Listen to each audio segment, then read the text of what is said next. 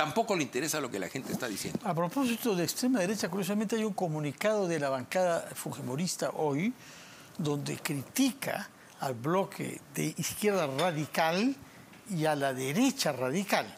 Yo es la primera vez que veo en boca de los fujimoristas una crítica a la derecha radical. Y está en el comunicado publicado hoy a propósito del problema del adelanto de elecciones. No lo he visto, pero... Pues, vale la pena leerlo, porque es un decir, posicionamiento del fujimorismo en un espacio diferente del espectro. Claro, quiere decir que el centro tiene perspectiva ganadora, ¿no? Y que quienes quieren tener alguna posibilidad de victoria tienen que de alguna manera asociarse a ese espacio.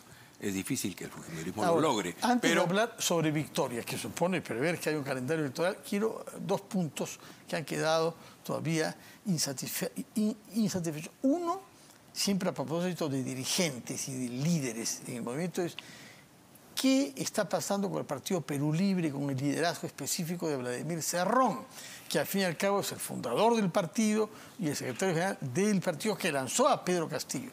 Curiosamente, no se le ve presente en estas manifestaciones. Y Junín es una de las regiones más apaciguadas de nuestro país, felizmente, ¿no? ¿Y cómo ve usted el rol de Perú Libre? Luego le voy a preguntar sobre la CGTP, que es otro actor en este momento hoy, ¿no? Bueno, pero en el caso de el líder de Perú Libre, hace rato que en Junín está muy desprestigiado. Basta mirar los resultados de las elecciones, de modo que eso no es sorprendente. Y creo que está siendo cuestionado entre su partido.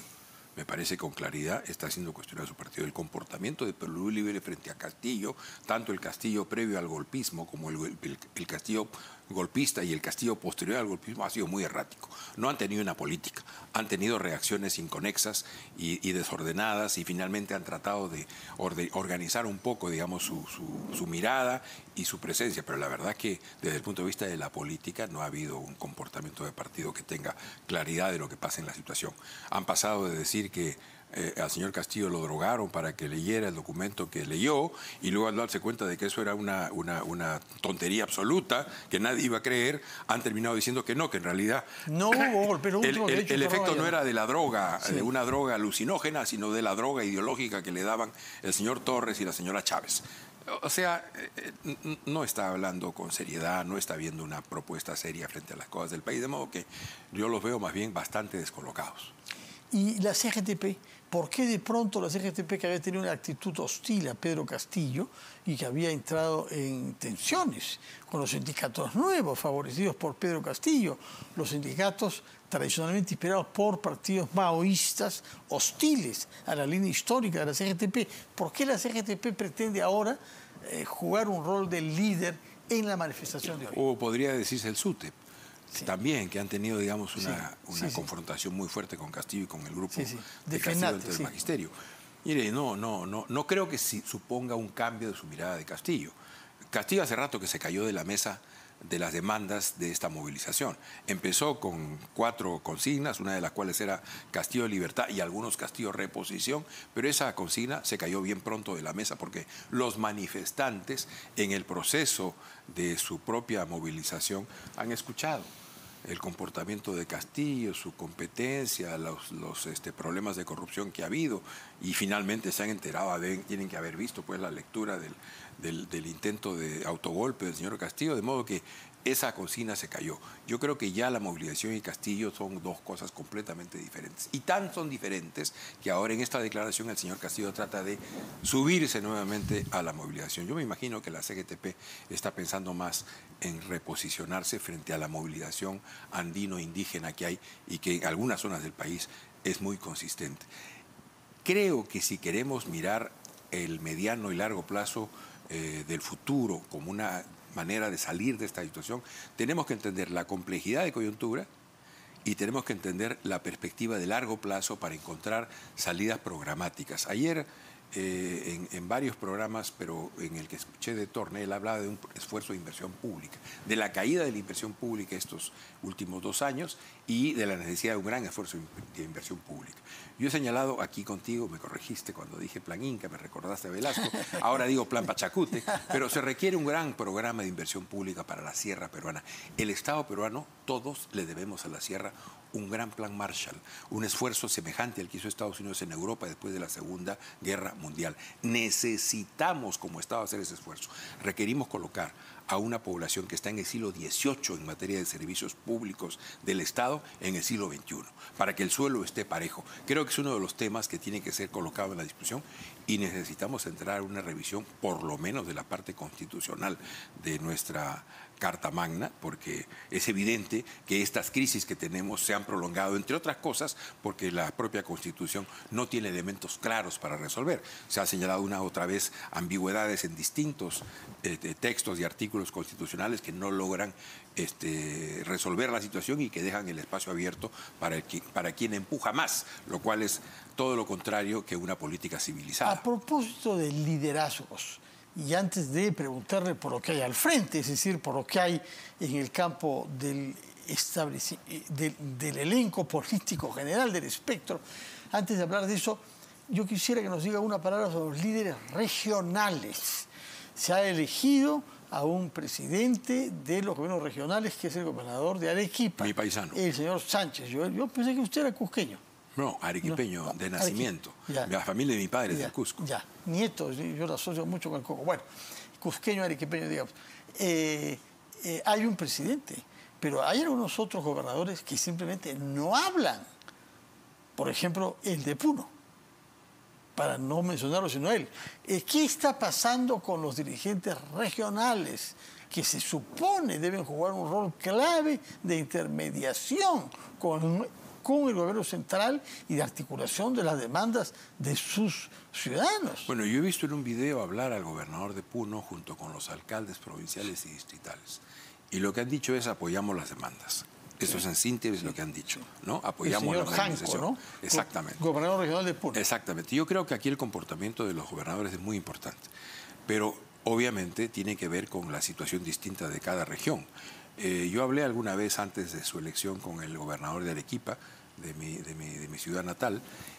Roel Sánchez. Y encontré una persona capacitada, una persona con ideas propias. Rector de la Universidad de San Agustín. Es rector de la universidad, pero además una persona que había recorrido un poco el mundo, que tenía conocimiento de distintas experiencias.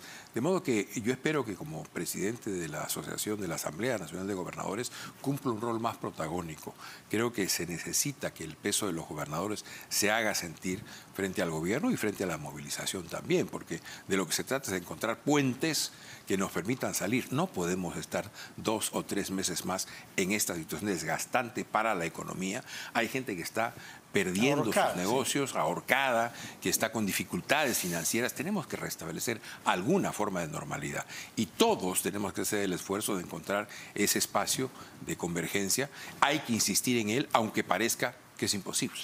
Aunque parezca que no, en el Congreso no hay voluntad, que en el gobierno no hay voluntad y que en los manifestantes tampoco hay voluntad. A pesar de todo eso, hay que insistir, porque necesitamos darle cauce a esta situación. No podemos seguir desangrándonos de esta manera, tanto política como económicamente. Ahora bien, ¿qué hay al frente de esta manifestación y sus liderazgos complejos y parcialmente desconocidos? Desde el punto de vista del análisis sociológico, usted es sociólogo, hay dos extremos. Por una parte, el que representa a Cinecio López, quien ve en el movimiento actual solamente la expresión de una aspiración democrática. No hay sino eso.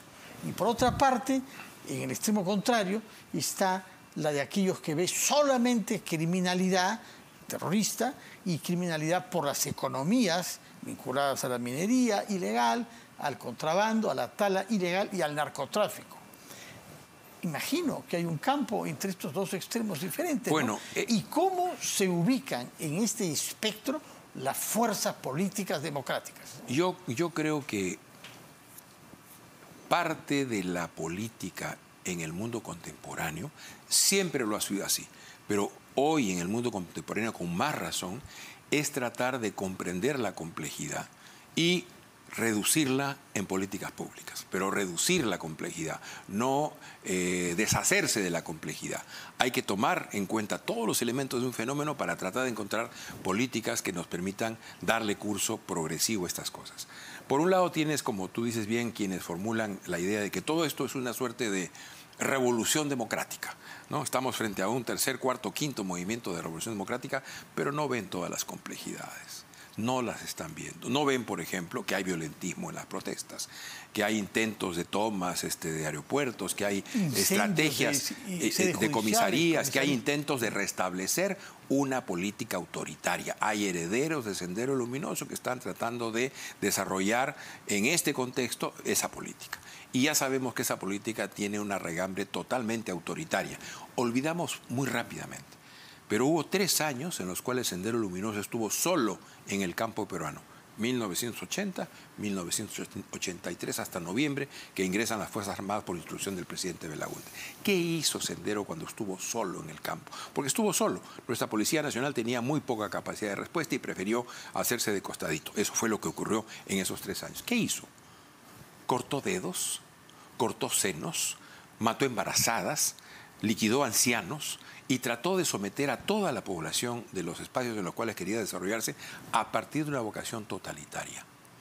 Ese era el núcleo de su proyecto. No había ningún intento de convencimiento.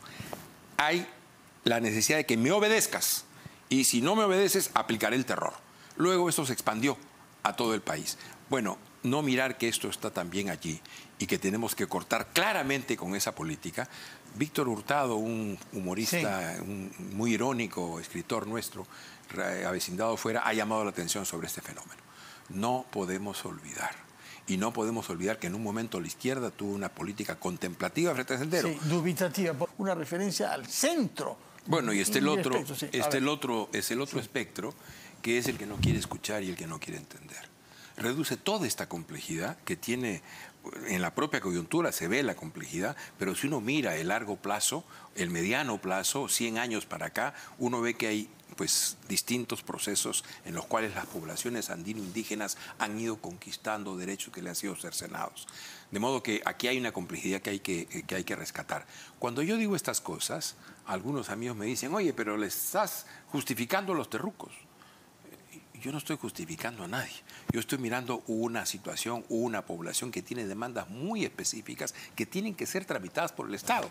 ¿Hay demandas específicas? Yo creo que sí. Regresamos a ese punto. ¿Cuáles son? Las acabo de mencionar. En el terreno político están planteando la necesidad de revisar el problema de regionalización y descentralización que se queda en las capitales de las regiones y no llega a los distritos y a las comunidades y a las provincias. No llega. Tenemos que revisar esto.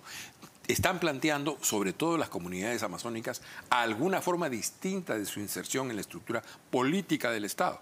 De su inserción, no están reclamando ser Estado aparte, están reclamando una forma distinta de su inserción en el Estado peruano, porque son peruanos. Y junto con ello hay otro tipo de demandas que tienen que ver con los recursos y con la manera en la que se manejan los recursos en las regiones, que nos lleva a una discusión mayor. En parte, quien la ha planteado en el Perú desde hace ya unos años es De Soto, con toda esta discusión sobre la propiedad y cómo se maneja y de qué manera se puede instituir. Bueno, yo escucho y veo en las conversaciones escritas o grupales este tipo de cosas que están planteadas. Si uno quiere escuchar, va a escuchar. Si uno quiere escuchar con necesidad, con ganas de resolver el problema, va a terminar escuchando y va a terminar construyendo al interlocutor o a los interlocutores. Hasta el momento, aquellos que ha escuchado usted, tal y como nos dice, son personajes que aparecen en las redes sociales, cuyo nombre real no sabemos y cuya legitimidad como líderes tampoco sabemos. Pero Fernando, ¿dónde están esos líderes? ¿Dónde están, Fernando? Sí. No están en ninguna movilización en los últimos 20 años en el mundo. ¿Quién representa la primavera árabe? Tú eres un hombre informado, miras el mundo. ¿Quién representa la primavera árabe? ¿Quién es el líder de los chilenos? ¿Quién es el líder de los colombianos? ¿Quién dirigió a los jóvenes en Copenhague y en Hong Kong? ¿Quiénes son? No hay Eric el Rojo de 1968, porque hay este aparato. Si nos ha cambiado la vida, se ha abierto un espacio en nuestras vidas que es un espacio de aún mayor intimidad en la intimidad. ¿Cómo no va a cambiar la vida pública y la escena política y la estructura de nuestras democracias? Pero es evidente que para organizar esta manifestación, si está la CGTP sobre todo, ha habido que sentarse. Algunas personas se han sí, sentado en algún lugar que no sabemos dónde es, no sabemos quiénes son y se han puesto de acuerdo sobre un itinerario, sobre un horario. Esas decisiones son secretas y las toman personas que no sabemos quiénes son. La CGTP que ha estado convocando tiene dirigentes, tiene líderes, tiene local. Y justamente la CGTP sí, por eso es casi... El SUTEP que está metido en esto tiene líderes, tiene local, tiene dirigentes, hay gente con la cual se puede tratar, pero le vuelvo a decir, Fernando, la dificultad de estas movilizaciones, la velocidad con la que ocurre su convocatoria horizontal, las lleva a tener tal velocidad en la conformación de las manifestaciones que terminan finalmente no creando liderazgos. A mí me tocó dar una conferencia en la Universidad Politécnica de Barcelona al día siguiente del atentado de Atocha, cuando el gobierno de Aznar mintió para ganar la elección. Yo estaba dando la conferencia un sábado en la Universidad Politécnica y mientras yo estaba hablando sobre América Latina y el Perú, los muchachos estaban con los aparatitos y el pulgar moviéndolo. Llegó un rato en el cual yo me incomodé y le dije, bueno, miren, yo no tengo necesidad de hablarles a ustedes sobre América Latina y el Perú y ustedes no tienen necesidad de escucharme. Si están más interesados en el aparatito, tranquilos, los que quieren usar el aparatito salen de la conferencia y los que quieren conversar conmigo se acercan más adelante y conversamos. Y uno de los muchachos me dice, lo estamos escuchando, doctor. Usted acaba de decir tal y tal cosa. Lo que estamos organizando es la manifestación de la noche. Estamos hablando de una conferencia que yo daba a las 5 de la tarde.